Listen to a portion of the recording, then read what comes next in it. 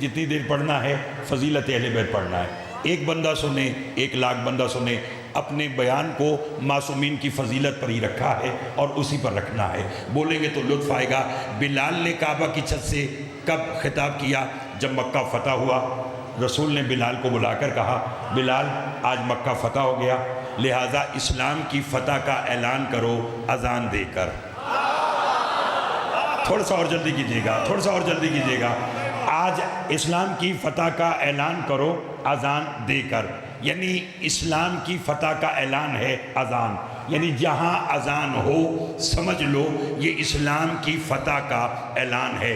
اگر بیٹھے بیٹھے میں آپ کو چشم فلک میں ایک منظر دکھاؤں تو بات اور آسان ہو جائے گی کہ جب یزید کے دربار میں علی کی بیٹی نے فصیح و بلیغ خطبہ دیا اور دربار میں بغاوت آنے لگی، یزید نے 5-6 موذن اکٹھے کر کے کہا تم اذان دو، میں اذان کی آڑ میں دربار کو چھوڑ کر محل میں چلا جاؤں گا.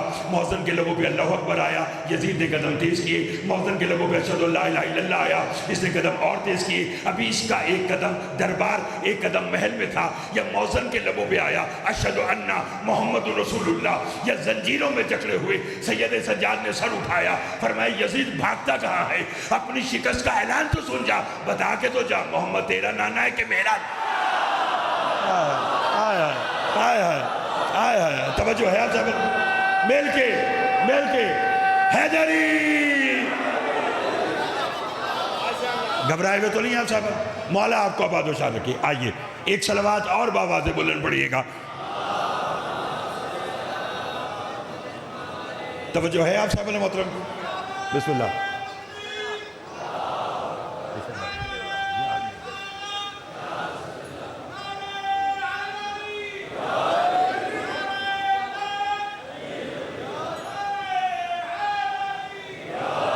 بس ادھر میں تو دیکھیے گا شہباز پاکستان جناب ملک غلام جعفر طیار صاحب، مولا سلامت رکھے.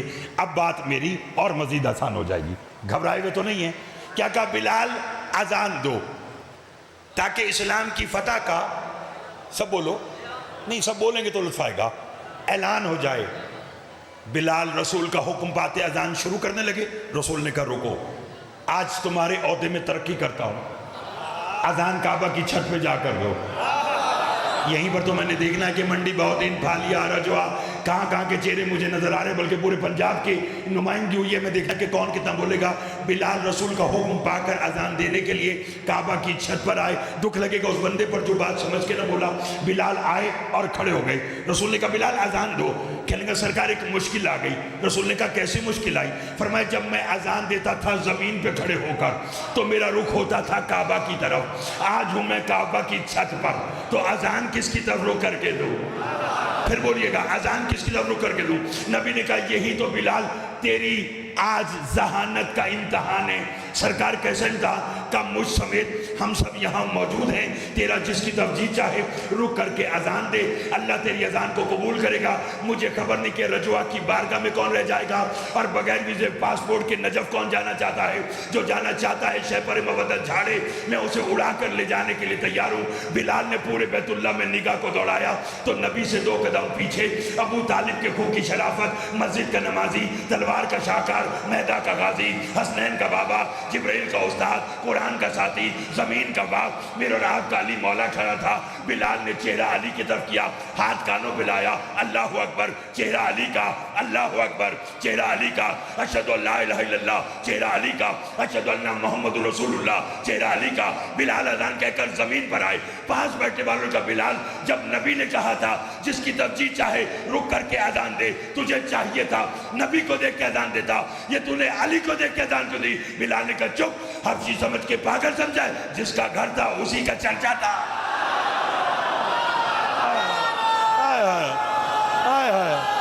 مل کے حیدری. بہت مہربانی، بہت مہربانی. گھبرائے ہوئے تو نہیں آپ صاحبان؟ مولا آپ کو ان ہاتھوں کو اللہ کبھی کسی کا محتاج نہ کرے. جو مدت اہل بیت میں اٹھتے ہیں اکثر اوقات تو باجی کہا جاتا ہے نا کہ اللہ کمینے کا محتاج، کمینے کا بھی کیوں محتاج کرے؟ ہو ماننے والا علی کا، اللہ اس ہاتھ کو کبھی کسی کا محتاج نہ کرے. گھبرائے ہوئے تو نہیں آپ صاحبان؟ ملک صاحب جب ایک لطف، میر بھائی ظفر بھائی لطف لیجیے گا. دوسری ہستی جس نے کعبہ کی چھت سے خطاب کیا؟ کون ہے؟ نہیں سب بولو. جو غازی کا علم، بلکہ میں تو جملہ بابا جی بدل کر کہتا ہوں، اللہ وہ سانس ہی نہ دے جس میں علی کی محبت نہ ہو. بس اتنے لوگوں کا عقیدہ ہے. وہ جو پیچھے بیٹھے، کیا آپ کا یہ عقیدہ نہیں ہے کہ اللہ وہ سانس ہی نہ دے جس میں علی کی محبت نہ ہو، اللہ وہ گھر ہی نہ دے جہاں غازی کا علم نہ ہو؟ تیسری دعا پہ دیکھوں گا کس کا ہاتھ اٹھے گا. اللہ وہ کھانا ہی نہ دے جو حسین کا لنگر نہ ہو، اللہ وہ ہاتھ ہی نہ دے جو ماتم کو نہ اٹھے، اللہ وہ اولاد ہی نہ دے جو ان کی عزادار نہ بنے. توجہ چاہوں گا. بس نتیجہ آج کا، اور ممبر اسی پر اپنے محترم کے حوالے کرنے چاہتا ہوں. دوسری ہستی حضرت عباس. کب؟ جب حج کو عمرہ میں تبدیل کرنے لگے سلطان کربلا. ہائے ہائے. محترم بابا سید ناصر عباس جعفری صاحب، مولا آپ کو آباد رکھے. ولایت کا پیغام، ولایت علی کا پیغام، ولایت میں دیار غیر میں ہزاروں لاکھوں افراد کا وہاں پہنچنا، مولا انہیں سلامت رکھے. ظفر بھائی کو آباد رکھے. میر محمد علی صاحب 12 مارچ انشاءاللہ حاضری وہاں بھی ہوگی. حسین نے کہا عباس جی مولا، فرمایا آج ہم حج کو عمرہ میں تبدیل کر رہے ہیں، اس بات کو ایسے ہی سننے کا لطف آئے گا. چونکہ پڑھے لکھے احباب بیٹھے ہیں. کہنے لگے صفین میں دنیا نے تیری فصاحت دیکھی، شجاعت دیکھی، آج میں چاہتا ہوں کہ لوگ تیری فصاحت دیکھیں. مولا کیا کروں؟ فرمایا خطبہ دو. عباس فرماتے مولا خطبہ دینے کا انداز؟ فرمایا کعبہ کی چھت. میں نے آرام سے پڑھ دیا، آپ نے آرام سے سن لیا. اتنی تعداد میں آپ کا بیٹھنا ہی اس بات کی دلیل ہے کہ آپ خاکسار سے 2-4 الفاظ آل محمد کی مدح کے سننا چاہتے ہیں. جب بیٹھ گئے ہیں تو پھر لطف لیجیے گا. فرمایا خطبہ دینے کا انداز؟ فرمایا کعبہ کی چھت. ایک اشارہ کرنا ہے اور اسے کبھی کبھی ایسا دل کرتا ہے ملک صاحب.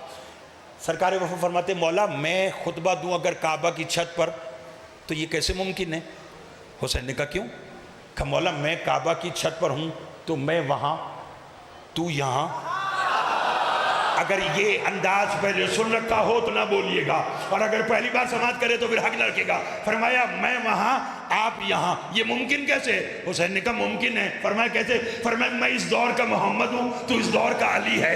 ہر دور کا محمد اپنے دور کے علی کو ایسے ہی دیکھتا. مل کے حیدری. بسم اللہ بسم اللہ جی. بہت شکریہ، مہربانی جناب، بہت شکریہ جناب. مولا آپ کو سلامت رکھے. گھبرائے ہوئے تو نہیں ہے. بس بیان آج کا سمیٹ لیے. 2 ہستیاں جنہوں نے کعبہ کی چھت سے خطاب کیا. تیسری ہستی جسے خطاب کرنا ہے وہ کون ہے؟ بولیے. بقیت اللہ زمانے کا امام، اور ظہور بھی بابا جی کعبہ کی چھت سے. ہائے ہائے ہائے. نہیں سمجھے کہاں سے؟ نہیں سب بولو. جو جانتے وہ بھی بولے، جو نہیں جانتے وہ بھی بولیں. اسی بھی آج کا نتیجہ کعبہ کی چھت. پالنے والے غیبت اختیار کروائی سامرا سے. ظہور سامرا سے کروا. کہانی کعبہ اور کعبہ کی چھت. میں نے کہا خون حسین کا بدلہ لینا ہے، ظہور کربلا سے کروا. کہانی کعبہ اور کعبہ کی چھت. پتہ نہیں کون بولے گا اور کتنا بولے گا. میں نے کہا علی کی دستار امامت کا آخری وارث ہے، ظہور نجف سے کروا. کہانی کعبہ اور کعبہ کی چھت سے. پالنے والے وہ کیوں؟ کہا اس میں راز ہے. کیا راز ہے؟ فرمایا جب عسکری کا چاند، توجہ، کعبہ کی چھت سے طلوع ہوگا تبھی تو دنیا کو خبر ہوگی پہلا بھی کعبہ میں آیا تھا. ہائے ہائے ہائے ہائے ہائے ہائے ہائے. مولا آپ کو سلامت رکھے. ایک بندہ بھی میری بات سمجھ گیا تو میرے آنے کا مقصد پورا ہو گیا آج کا. پہلا بھی کعبہ میں آیا تھا، آخری بھی کعبہ سے آئے گا، تو علم ہو جائے گا کہ امام جب بھی ملتا ہے. بولیے گا کہاں سے ملتا ہے؟ خدا کے گھر سے ملتا ہے، کعبہ سے ملتا ہے. بابا سجاد شاہ جی یہی وجہ ہے کہ جب امام زمانہ ظہور فرمائیں گے تو جو امام کی اقتداء میں پہلی جماعت ہے نماز کی وہ عصر کی ہے. سمجھے؟ پھر سمجھے کون سی؟ ہاں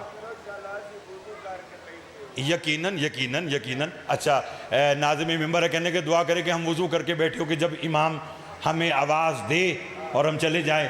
اور اس لیے سرکار صادق نے فرمایا ہمارے قائم کا اس حد تک انتظار پہ یقین رکھو کہ اگلا سانس آئے گا تو اس کا ظہور ہو جائے گا۔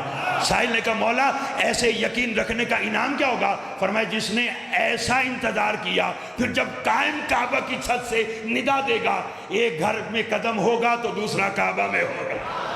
ہائے ہائے ہائے امام المنتظر، اللہ جل یا امام المنتظر، یا امام المنتظر، برائے ظہور امام زمانہ بلند الصلوات۔ توجہ ہے آپ صاحبان؟ گھبرائے ہوئے تو نہیں ہے؟ بس لو سن لیجیے گا، امام کی اقتداء میں جو پہلی جماعت ہے وہ کون سی ہے؟ سب بولو، عصر کی۔ آج معلوم ہوا کہ وہ قرآن میں کیوں کہہ رہا ہے والعصر۔ ہائے ہائے ہائے ہائے، بہت مہربانی جناب، بہت مہربانی۔ ضروری نہیں ہے کہ سب بولیں، جسے میں بات پہنچا چکا ہوں وہ ضرور بولے، جسے نہیں پہنچائی وہ آگے جب بھی اس کے ذہن میں میری بات آ جائے میرے حق میں دعا کرے۔ وہ کیوں کہہ رہا ہے والعصر؟ مجھے خاص عصر کی قسم۔ اچھا بابا جی، یہ تو اگر آپ نہ بیٹھے ہوتے نا، یقین کیجئے گا ملک صاحب نہ بیٹھے ہوتے، اتنے سارے احباب، تو شاید میں یہ والی تشریح نہ کرتا جو میں اب کرنے جا رہا ہوں۔ کبھی کبھی کرتا ہوں علمی ذمہ داری سے۔ جو بھی کہہ رہا ہے امام زمانہ پر یا امام المنتظر الاجل الاجل، اور وہ امام کی ندا پر کعبہ نہ پہنچے تو یہ اللہ کے عدل کے خلاف ہے۔ بولیں گے تو لطف آئے گا، بولیں گے تو لطف آئے گا۔ کوئی ایسی بات بھی سنیے گا، اگر کوئی میں کہوں کہ جی امام زمانہ کا ظہور ہو اور اللہ مجھے ہی نہ پہنچائے تو یہ عدل نہیں ہے۔ وہ بلائے گا سب کو، لطف لینا، پہنچیں گے بھی سب، جو یہاں سے کہہ رہے ہیں وہ بھی۔ یہی تو میں نے کہنا تھا جو میں نے کہہ دیا، اور جو یہاں سے کہہ رہے ہیں وہ بھی، یعنی جو دل سے کہہ رہا ہے وہ بھی، جو زبان سے کہہ رہا ہے وہ بھی، پہنچے گا سب۔ مگر جیسے ہی امام کی اقتداء میں پہلی نماز کی جماعت کھڑی ہوگی، میر صاحب وہاں پر چھاننا لگے گا، پتھر الگ ہوں گے، ہیرے الگ ہوں گے۔ اگر بول سکتے تو بولیں گے، بتاؤں کیسے؟ کہ امام کی اقتداء میں جب صفیں بن جائے گی، امام کریں گے نا اللہ اکبر، ابھی بسم اللہ ختم نہیں ہوگی، یا امام پلٹ کر کہیں گے چاچا سلمان جی مولا، فرمایا وہ جو چھٹی ساتویں صف میں کھڑا ہے گردن کاٹ دو اس کتے کی، نماز بھی ہمارے پیچھے، شک بھی ہماری ولایت میں۔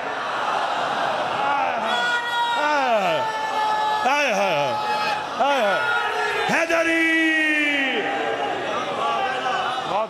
اور میں گردن کاٹ دو اس کی، مولا آپ کو سن۔